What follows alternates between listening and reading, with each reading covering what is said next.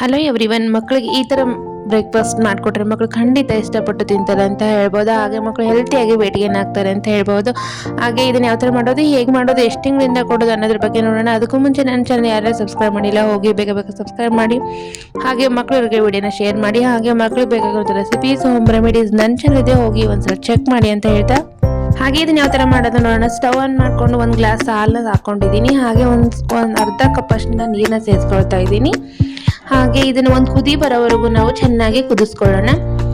ಆನಂತರ ಕುದಿ ಬಂದ್ಮೇಲೆ ನಾವು 2 ಸ್ಪೂನ್ ಅಷ್ಟು ಓಟ್ಸ್ನ ತಗೊಂಡು ಇದಕ್ಕೆ ಸೇರಿಸ್ಕೊಂಡು ಇದನ್ನ ಲೋ ಫ್ಲೇಮಲ್ಲಿ ಇಟ್ಬಿಟ್ಟು ನಾವು ಅದನ್ನು ಚೆನ್ನಾಗಿ ಕುದಿಸ್ಕೊಳ್ಳೋಣ.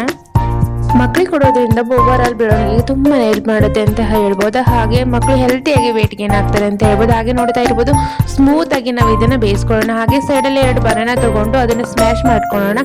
ಇದೇನು ಕುದಿಸ್ಕೊಂಡಿರ್ತೀವಲ್ಲ, ಇದನ್ನ ನಾವು ಓಟ್ಸ್ನ ಇದನ್ನ ಸೇರಿಸ್ಕೊಂಡು ಇದನ್ನ ನಾವು 8 ತಿಂಗಳು ಮಗುವಿಂದನೇ ಕೊಡಬೇಕು. ಹಾಗೆ ನಾವು ಇದನ್ನ ಪೌಡರ್ ಮಾಡಬೇಕು. ಓಟ್ಸ್ನ ಈ ತರ ಕೊಡೋದ್ರಿಂದ ಮಕ್ಕಳಿಗೆ ಓವರ್ ಆಲ್ ಬೆಳವಣಿಗೆ ತುಂಬಾನೇ ಒಳ್ಳೆಯದು. ಹಾಗೆ ಇನ್ನಿತರ ರೆಸಿಪಿಗಾಗಿ ನನ್ನ ಚಾನಲ್ ವಿಸಿಟ್ ಮಾಡಿ ಅಂತ ಹೇಳ್ತಾ, ಥ್ಯಾಂಕ್ ಯು ಫಾರ್ ವಾಚಿಂಗ್.